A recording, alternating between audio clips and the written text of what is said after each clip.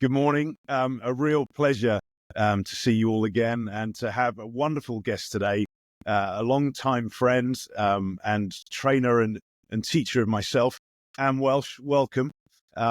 You've had an incredible life and career, and I met you as one of the senior people at the Institute of Psychosynthesis, and I know you've gone on to train and coach many people, including running numerous sessions for GSK around the world, and even the wonderful House of Commons. And boy, might they need your help right now. Welcome. Thank you, Jez. It's good to be here. Great. And obviously the topic of high performance is massively passionate for me. But before we get into the questions, when you think of everything that you've sort of been through, what are the things that come to mind when you think of high performance, just in general terms? I think I appreciate the privilege of working with people who've really committed themselves, if you like, to being the best they can be. Yeah. And to take ownership of the highest performance that they can perform so that they feel good about themselves. Yes, they feel good about the company, but they also feel good about how they manifest high performance themselves. It's a real privilege to be around people like that. And as you think about some specific examples, when you think of high performance and what you've experienced, who or what springs to mind from your catalogue of incredible knowledge? It's been interesting. I think if I look at GSK, a lot of the senior leaders in any areas of the business, they're not just interested in the drugs that they make. They're interested in making a difference for people's lives. So it's the transpersonal, if you like, dimension of doing a good job as much as the day-to-day being good leaders. And if I think about Andrew Witty, who was the CEO mainly while I was there, he really was a visionary leader. He wanted to know how people lived their lives working for the organisation alongside what they did. So I really appreciated who he was and how he was running the company. I learned a lot from watching that. And if I look down at the moment to the House of Commons and the people we worked with there, they weren't members of Parliament, but they were working for members of Parliament to be the best they could be, even amongst very, very difficult circumstances. I can imagine. I imagine one of the series of Yes Prime Minister or Yes Minister from the 80s. It's exactly like that. Exactly like it, Jez. And in fact, I attend a writing class for half an hour on a Tuesday morning every week since before lockdown. And yesterday, it wasn't a poem that they read. It was a piece of writing by, he's the singer, Nick Hurt. I've lost his name there. That's all right. He wrote the most beautiful piece on hope. What is hope? And how do we touch hope? And how does hope make a difference for people in the here and now? Yeah, and I think for leaders, it's really important to create that hope. Yeah. Okay, Nick Cave, yeah. And as you think of the Andrew Witty at GSK, what was it about him that exemplified high performance? What were the attributes that made you use that example? Well, I was an ordinary external who was a consultant and doing work across the globe. I knew he was interested in people being coached. I knew he was interested in people learning leadership skills.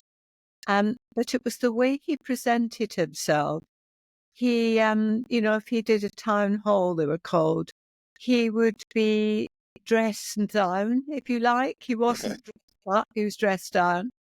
He presented in a way that people could understand what he was saying and he could tell stories that brought life for them so that they could relate to what he was bringing rather than thinking, this is something I would aspire to and will never be able to make.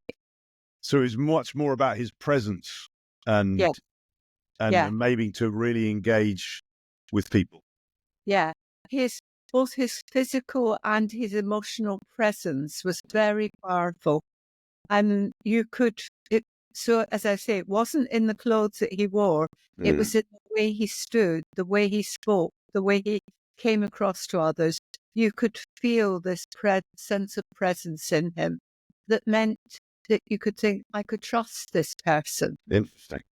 And you think of the books that have been written and the courses that are taught at all the management schools around the world.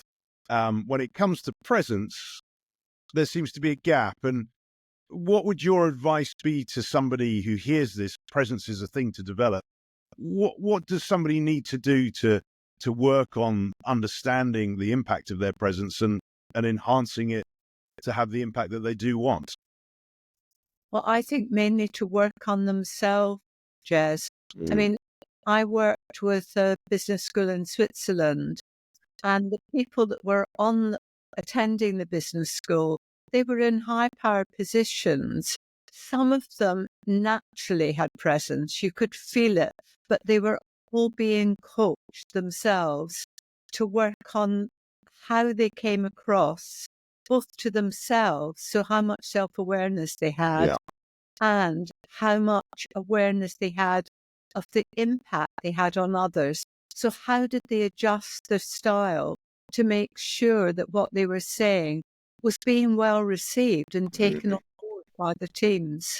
And how often do we come across leaders who are somewhat lazy and they kind of just go, well, this is just who I am. Well, Take it or leave it. Well, often we do. And I think this has been part of the problem with if you watch television and you listen to politicians on it, they don't listen to what the person is asking them.